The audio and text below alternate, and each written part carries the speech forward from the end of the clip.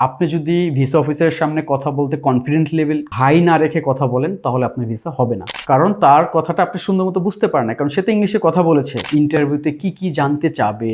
আসসালামু আলাইকুম, আমি আরিফ খান, ইউরোপিয়ান ট্যুরস ভ্যাকেশন থেকে আপনাদের স্বাগতম। আজকে কথা বলবো আমেরিকার ভিসা রিজেকশনের যে সম্ভাব্য কারণগুলো কি কি হতে পারে সেগুলো নিয়ে। এর ভিতরে আমি 3টা প্রধান কারণ সিলেক্ট করেছি, সেগুলো নিয়ে বিস্তারিত আলোচনা করব। নাম্বার 1, আমেরিকা ভিসা পেতে হলে আমাদের সবাই জানি যে ইন্টারভিউ দিতে হয়। ইন্টারভিউটা ফেস না করে কেউ আমেরিকার ভিসা পায় না বা পাওয়ার সম্ভাবনা। ফার্স্ট কারণ হলো এই ইন্টারভিউতে আমরা যাদের সাথে ইন্টারভিউটা দিব, একজন ফরেনার, সে আমেরিকান, সে আপনাকে প্রশ্ন করবে। তো ফার্স্ট অফ অল কারণ হলো আমরা বাংলাদেশিরা ফরেনারদের সামনে বা বিদেশিদের সামনে খুব স্মুথলি কথা বলতে না পারার একটা বড় কারণ। আপনি যদি ভিসা অফিসারের সামনে কথা বলতে কনফিডেন্ট লেভেল হাই না রেখে কথা বলেন তাহলে আপনার ভিসা হবে না। এবং এই অভিজ্ঞতাটা আমাদের ম্যাক্সিমাম মানুষেরই কম থাকে, কারণ সাধারণত আমরা যে আমাদের ব্যবসা বাণিজ্য বা আপনার জব বা আমাদের সার্কেল, এই যে আমরা 24 ঘন্টা সারাদিন যেটা আমরা সময়টা ব্যয় করি, এর ভিতরে আসলে ফরেনারদের পাশাপাশি ইংলিশে কথা বলার ধরন, ইংলিশে কথা বলার এক্সপিরিয়েন্স আমাদের খুব কম থাকে, যেটা একটা বড় কারণ। যে কারণ হুট করে আপনি অ্যাম্বাসিতে চলে গেছেন, আপনি ইন্টারভিউতে দাঁড়াইছেন, আপনি ইন্টারভিউ বোর্ডে ঢুকলেন, ভিসা অফিসার আপনাকে একটা প্রশ্ন করলো, আপনি তার কথাই বুঝেন নাই, অ্যান্সার দিচ্ছেন, ভিসা হয় নাই। কারণ তার কথাটা আপনি সুন্দর মতো বুঝতে পারেন না, কারণ সে তো ইংলিশে কথা বলেছে। তারা যখন ইংলিশে কথা বলে সে কথাটা শর্ট ল্যাঙ্গুয়েজ ইউজ করে। যেমন আমরা সাধারণত বাংলা ভাষায় কথা বলতে গেলে কি করি, আমরা ফ্রেন্ড সার্কেল বা আমরা যখন কথা বলি শর্টে সারার চেষ্টা করি নর্মালি। তারাও যখন তাদের একটা পেইন থাকে, কারণ তারা একদিন এতগুলো ইন্টারভিউ নিবে, তো ওরাও বেশি সময় দিবে না আপনাকে। তো দ্যাটস ওয়াই সে শর্টে কথা বলবে যে তোমার প্রফেশন কি। এখন এই কথাটা তো বুঝতে হবে, বুঝে দেন আমাকে অ্যান্সার করতে হবে। তো এই যে এক্সপিরিয়েন্স, ফরেনারদের সাথে কথা বলার যে অভিজ্ঞতা, এটা না থাকার কারণে অনেকেরই ভিসা হয় না।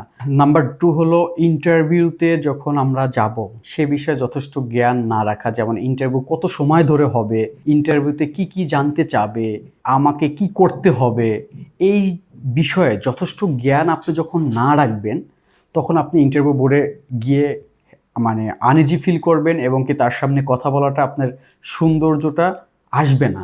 এবং সে দিন শেষে কি হবে, রেজাল্ট আসবে ভিসা অফিসার আপনার প্রতি স্যাটিসফাইড হয়নি, যে কারণে আপনার ভিসাটা রিজেক্ট হচ্ছে। এর পাশাপাশি হলো নাম্বার 3, যে পয়েন্টটা নিয়ে আলোচনা করব সেটা আরও গুরুত্বপূর্ণ, এবং কি সেটা মানে এটাও একটা ভিসা পাওয়ার ক্ষেত্রে অনেক অনেক গুরুত্ব রাখে। নাম্বার 3 হলো ইন্টারভিউতে ভিসা অফিসার আপনাকে কি ধরনের প্রশ্ন করবে, আপনি কিভাবে অ্যান্সার করবেন, এই বিষয়টার যথেষ্ট জ্ঞান আপনি না রাখার কারণে। কারণ আপনি যদি ইন্টারভিউ দেওয়ার আগে 3-4বার বাসায় বসে বা আপনার অফিসে বসে যদি একটু প্র্যাকটিস করতেন বা একটু জানার চেষ্টা করতেন, এই বিষয়ে একটু ধারণা যদি আপনি ভালো করে রাখতেন, তাহলে সুন্দর গুছিয়ে আপনি কথা বলতে পারতেন। কেননা ইন্টারভিউ বোর্ডে আপনি চিন্তা করবেন আমাকে কি ধরনের প্রশ্ন করলো, আমি কত মিনিট সময় পাবো, কি কি বিষয় আমাকে জানতে চাবে, এটার জ্ঞান আপনি টোটালি রাখেন নাই। আপনি এই বিষয়ে কিছুই জ্ঞান রাখেন নাই। তখন আপনি হঠাৎ করে একটা নতুন পরিবেশ, নতুন একজন পার্সন, তার সামনে গিয়ে আপনি দাঁড়ালেন এবং সে আপনাকে প্রশ্ন করলো, আপনি সঠিক অ্যান্সার কখনোই দিতে পারবেন না।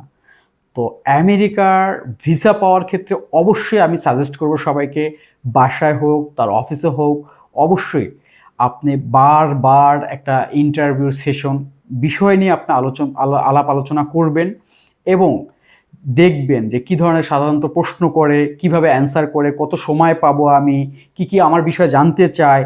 এই বিষয়গুলো নিয়ে যদি আপনি একটু স্টাডি করেন কিছুদিন, 3-4বার 7বার 10বার, কারো কারো ক্ষেত্রে হয়তো 2বারও হয়ে যায়, কেউ কেউ আছে 10বারও সাকসেস করতে পারে না। এই বিষয় নিয়ে যদি আপনি একটু সেশন নেন তাহলে আপনার ইন্টারভিউ টাইমটা খুবই স্মুথ এবং খুবই সুন্দর হবে, এবং আমি মনে করি তখন ভিসা অফিসার আপনার প্রতি অনেক স্যাটিসফাইড হবে। হ্যাঁ, তবে অনেকে বলে যে আমি 7-8টা দেশ গেছি, ইমিগ্রেশন কোর্স করেছি, আমার এই বিষয়ে অনেক অভিজ্ঞতা আছে, আমি ভিসা অফিসারের সামনে অনেক ইজিলি কথা বলতে পারবো। ভাই, আমি বলবো ইমিগ্রেশন একটা ডিফারেন্ট সাবজেক্ট, আর ভিসা অফিসার আরেকটা ডিফারেন্ট সাবজেক্ট। ইমিগ্রেশন আপনি ভিসা পাওয়ার পরে গেছেন, সে আপনার সাথে সুন্দর মতো কথা বলবে বা আপনাকে সময় দেবে এমনটা কিছু না, আপনার বিষয়ে জানতে চাইবে এমনটা কিছু না। ইমিগ্রেশন অফিসার আপনি ভিসা দেখবে, টিকিট দেখবে, আপনার হোটেল দেখবে, আপনার কাছে ক্যাশ ডলার আছে কিনা হয়তো 2-1টা প্রশ্ন করবে, দেন আপনাকে ছেড়ে দেবে। কিন্তু ওই ইমিগ্রেশনে যাওয়ার আগে প্রয়োজন কি, ভিসা। সো ভিসাটার প্রিপারেশনটা অনেক ইম্পর্টেন্ট, অনেক গুরুত্বপূর্ণ। কেননা আপনি যদি প্রিপারেশন নিয়ে থাকেন তাহলে আপনার ভিসা পাওয়ার ক্ষেত্রে অনেকটা হেল্প হবে। তো আমি সবাইকেই বলবো যে আমেরিকার ভিসা ফেস করার আগে অবশ্যই আপনার একটা প্রিপারেশন নিয়ে যাবেন এবং কি যথেষ্ট পরিমাণ জ্ঞান অর্জন করে তারপর ইন্টারভিউ ফেস করবেন।